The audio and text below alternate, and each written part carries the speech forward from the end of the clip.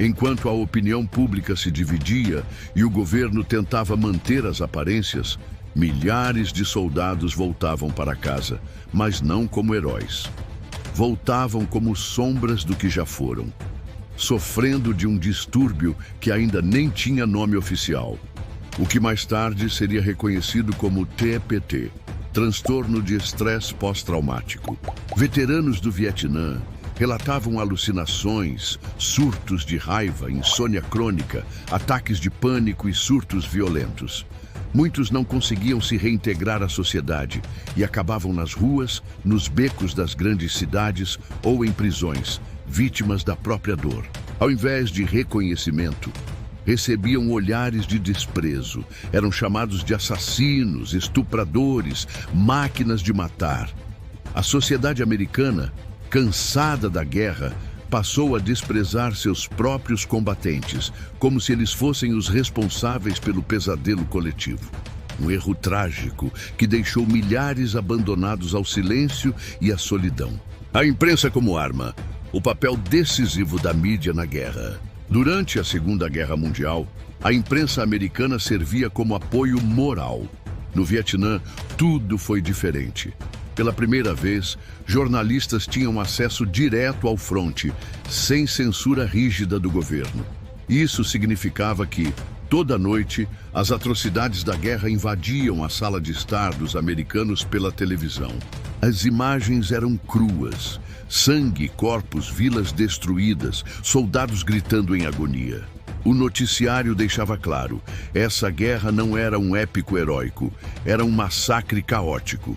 O famoso âncora Walter Cronkite, o jornalista mais respeitado dos Estados Unidos, declarou em rede nacional após visitar o Vietnã: "Estamos atolados em uma guerra que não podemos vencer."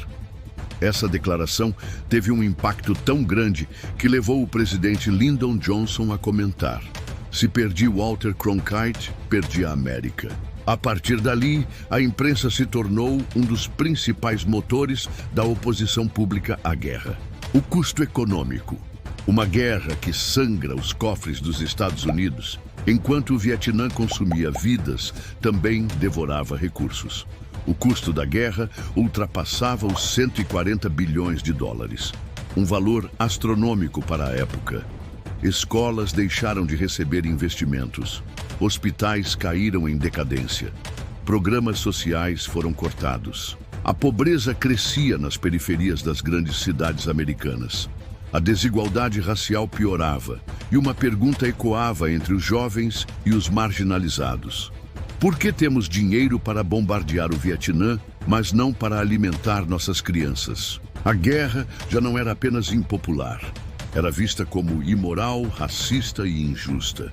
O conflito racial e o Vietnã, quando a guerra acentua as divisões internas entre os soldados enviados ao Vietnã, uma porcentagem desproporcional era de negros e latinos, vindos das áreas mais pobres dos Estados Unidos. Eles eram os primeiros na linha de frente, os mais expostos aos combates e os que menos tinham chance de escapar com vida. Enquanto isso, jovens brancos de classe média conseguiam adiar o alistamento com facilidade, usando brechas legais, matrículas em universidades e influência política.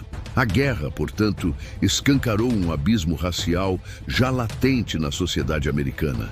Ativistas dos direitos civis, como Martin Luther King Jr., passaram a denunciar não só o racismo interno, mas também a hipocrisia de lutar por democracia no Vietnã enquanto negavam direitos básicos aos próprios cidadãos negros. Martin Luther King disse pouco antes de ser assassinado: "O maior exportador de violência no mundo hoje são os Estados Unidos." Essa declaração ressoou como um trovão na consciência da América. Os desertores, milhares, se recusam a lutar. Outro fato pouco comentado nos livros escolares: mais de 100 mil americanos desertaram durante a guerra. Alguns fugiram para o Canadá, outros simplesmente sumiram.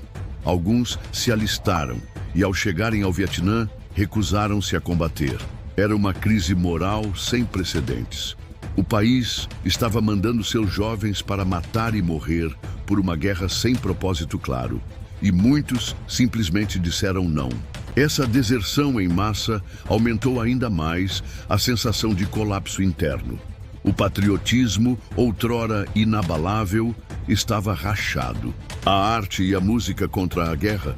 Enquanto as bombas caíam no Sudeste Asiático, uma revolução cultural explodia dentro dos Estados Unidos. Canções como Fortunate Son, do Creedence Clearwater Revival, ou Give Peace a Chance, de John Lennon, tornaram-se hinos do movimento anti-guerra. Filmes, peças de teatro, livros e até charges denunciavam o absurdo do conflito.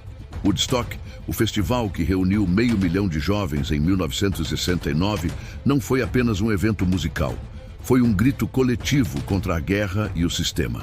Os artistas se tornaram porta-vozes da dor de uma geração que se recusava a seguir cegamente. A guerra racha até as famílias. O Vietnã dividiu pais e filhos. Avós que lutaram na Segunda Guerra Mundial não compreendiam a recusa dos netos em lutar. A confiança nas instituições foi corroída. Lares foram partidos por discussões ideológicas. Amizades se romperam.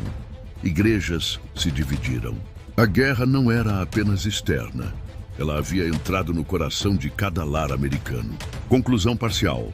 Um país em ruínas morais. De 1969 a 1971, os Estados Unidos deixaram de ser uma nação triunfante do pós-guerra para se tornarem um país moralmente devastado, uma superpotência que sangrava por dentro. O Vietnã não era só uma guerra militar, era um espelho refletindo os fracassos, mentiras e divisões de uma sociedade inteira. E o pior ainda estava por vir. Se essa história te tocou, se inscreve agora no canal, deixa o like e compartilha com alguém que precisa entender o preço das guerras. Essa série é mais do que história, é memória viva e precisa ser contada. Confira na descrição o livro Hitler e Stalin, Os Tiranos e a Segunda Guerra Mundial, e fortaleça ainda mais seu conhecimento sobre os bastidores das guerras que moldaram o mundo. Comenta aqui. A história não perdoa o esquecimento, se você acredita que essa verdade precisa ecoar.